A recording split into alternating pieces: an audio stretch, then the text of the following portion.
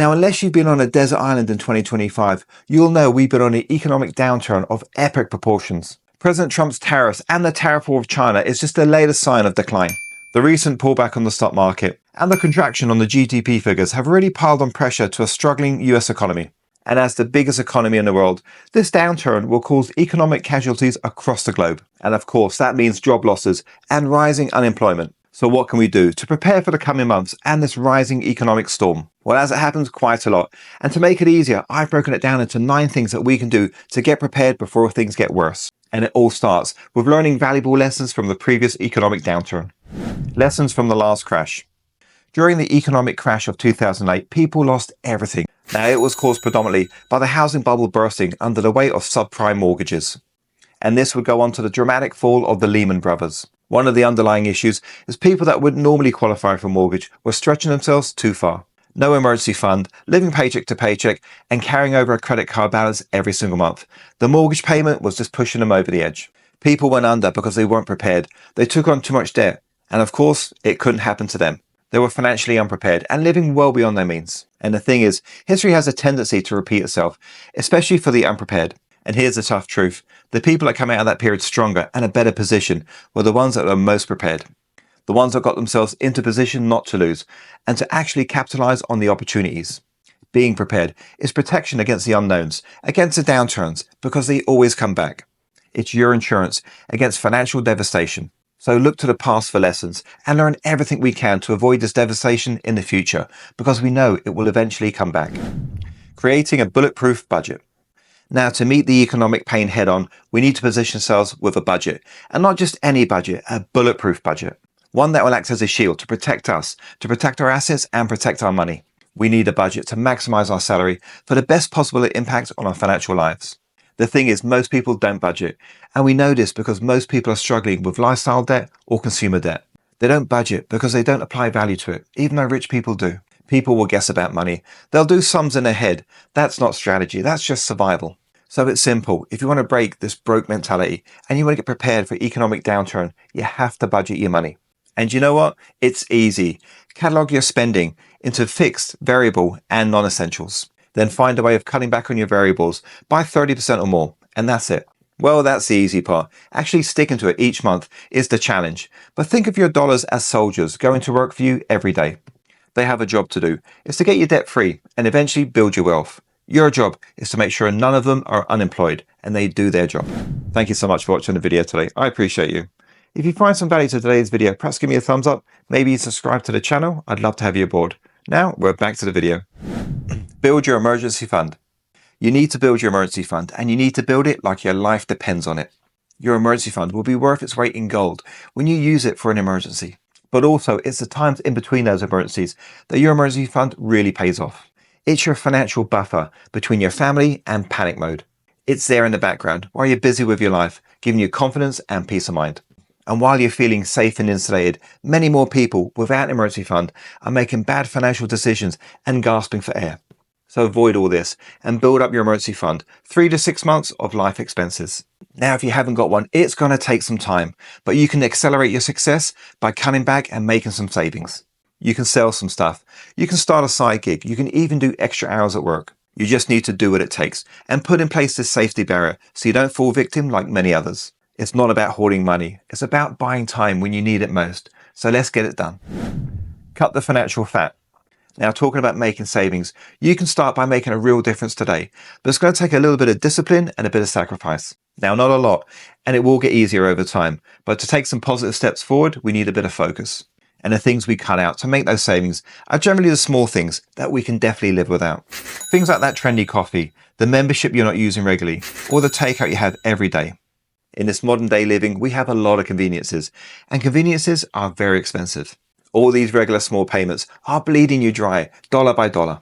Look at it this way. Conveniences are a daily voluntary tax on your wallet. Do you want to be paying more tax? Stop paying that tax and redirect those savings to your emergency fund. Economic downturns demand a bit more discipline. And if we're being honest with ourselves, our financial discipline is not quite as good as it should be. See this as an opportunity, as a wake-up call to get ourselves financially healthy. So if you're not using that service, cancel it. If you can be more prepared at home, then you can stop using those conveniences. And if it's not a need but a want, then don't buy it. It drains your resources, your money, and it gives you very little in return. Why not look at it this way? As things get more expensive in the future, and they will, we're going to have to make some cutbacks anyway. So why not make the cutbacks now and use those funds to get ourselves financially prepared? We can use them to make a financial safety barrier around us so we don't get caught short.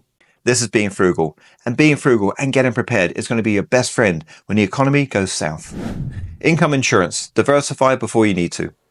Following on from being prepared, probably the worst thing that can happen to us in an economic downturn is our job disappearing. Now, I'm far from being a scaremonger, but all the news these days and the news around the job tariffs and the job losses are definitely having a negative impact. This environment is causing people to be laid off and for hours to be cut back. And looking at the approach this US government is taking to the economy, I don't think this is going away anytime soon. And one thing I know from personal experience is having a single source of income is dangerous and not a good position. At the very least, it's certainly risky, and we need to address that risk. We can change that now by getting another income stream to bolster your savings or even just boost your funds. It could be something simple like a part-time job at the weekends and 1 or 2 evenings a week. You can go full entrepreneurial mode and set up a digital shop and sell digital products. You can freelance your high income skills. You can be an educator. You can even sell stuff on eBay. Anything you can do that fits into your schedule and provides another income stream. And it doesn't need to be a huge amount of money. But that money could be put aside, and over time it could build into a substantial fund and be there when you need it. It's all about giving yourself some options when you need it and when others have none. Having the foresight and the discipline to take ownership and getting prepared in ways that others don't will put you in great shape. Clear the high interest debt. Now, paying off your credit card and your high interest debt should be a priority to everybody at all times. And then install good financial habits to ensure that credit card is paid off in full every single month. Now, I know it's tough and it may be something you've learned to live with, but it's attainable and you can do it. Now, during an economic downturn, it's particularly important to get it done. Why? Because the cost of living tends to go up. Food prices and utility bills will go up, and the interest rates will go up. It's a perfect storm of lower income, high cost of living, and crippling interest rates. It's a financial ticking bomb that's best avoided, so we need to put the work in right now. Not only will it diminish resources, it will add anxiety and mental stress. And that's something we're going to go into next chapter. So let's focus on paying down your high interest debt and attacking it relentlessly. Everything you pay down is a guaranteed return. That's less interest and less payment for next month. Remember, the longer you carry it, the more it carries you, and it doesn't get any easier over time. And that detrimental effect of carrying that high interest debt will span across all aspects of your life. Once you're in deep and you don't have a plan to tackle it, it's a slow financial death. Bottom line, you can't build a strong financial future if the foundation is sinking into debt. Make this a priority. Recession-proof your mindset. Now, all this financial stress and money worries will affect your mental health sooner or later. The pressure that can build each month as finances are squeezed during a cost of living crisis or a recession can really rattle you. It can affect your confidence and it can affect your physical health too. You can even see it in people's faces when they're struggling with money matters. It's hard to not let it affect you, especially when you feel that there's no way out. But remember, there are ways out, as we've discussed, and there are also strategies to help take the pressure off while you improve financially. After all, your mindset matters as much as money, but I would say your mindset, your mental health matters more than money. It's more important for quality of life and general happiness. Everybody can think their way out of a problem, and your mindset can enable you to do that. You can train your mind to be calm under pressure, and for some people this is going to be tougher than others. But the resource we all have at our fingertips is the internet. We can access more help, more expertise, more understanding attitudes than ever before. You can find strategies and whole programs on places like YouTube and other sites. You can also practice gratitude. You can learn to journal for reflection, and you can reach out to others to talk. A recession can sure make things tough financially, but it can't take away a positive mindset, and it can't take away anything you've learned. Time will help you improve your financial health, and it will also help you with your mental health. Often it's your mindset that makes or breaks your ability to get past a challenge and to rebuild. Research online and start with a positive step to find strategies to help protect and elevate yours. Recognize the signs and stay ahead. Now, I'm a great believer of turning off the news and the TV most of the time. I find most channels are political and have an agenda to push. They try to influence the viewer's thinking and people's opinion. All news channels push negativity and bad news. After all, bad news sells. But I don't need to carry all that bad news. It can bring me down and get me distracted from achieving my goals. But I do want to stay informed and have a broad sense of what's going on so I can be prepared. Things like the stock market, what the Fed is doing, unemployment rates, and of course, the tariff wars and how that's unfolding. So it's a fine balance. I get up to date, but I don't overstay my welcome. I don't become a consumer of media, but I need to be focused on my stuff. And I certainly don't allow the fear they peddle to affect or drive me. In my opinion, that's their goal, to install a fear in you that influences your decisions. So I'm mindful of that. But I get a little bit of news, so I'm not blindsided by ignorance. I need to know what the signs are popping up so I can be prepared. The rising layoffs, the reduced employment listings, and the lackluster consumer spending. When I see these things building in prominence in the news, I know we're not headed for prosperity. In fact, usually we're headed in the opposite direction, and we need to consider that. Now, we absolutely don't need to panic. Remember, we've got strategies for our mental health and our mindset, but we do need to prepare. Seeing these things gives us the foresight of getting ourselves into position and raising our defenses.